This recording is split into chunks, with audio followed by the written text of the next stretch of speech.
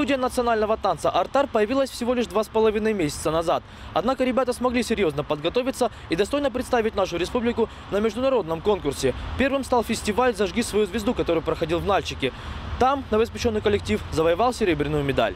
Приглашение поучаствовать на крупном празднике танца в столице Кабардино-Балкарии «Артар» получил сразу после своего основания. Решить сложную задачу – создать конкурентоспособный коллектив – пришлось в кратчайшие сроки. В номинации «Народный сценический танец» свои номера представили свыше 20 коллективов, но превзойти «Артар» смог только один. Мы заняли 2-е место. Это очень был хороший фестиваль. Нам очень понравился он. Там хорошо. Мне понравилось выступать.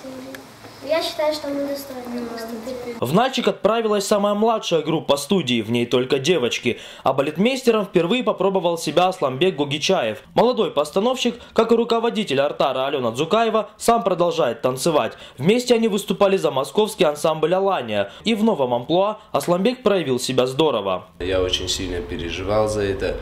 Все детки волновались. Но ничего.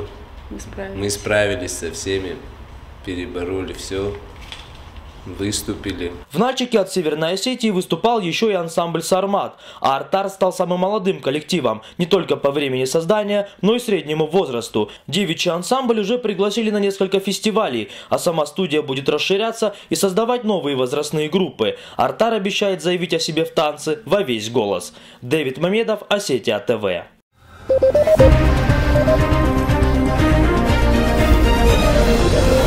Thank you.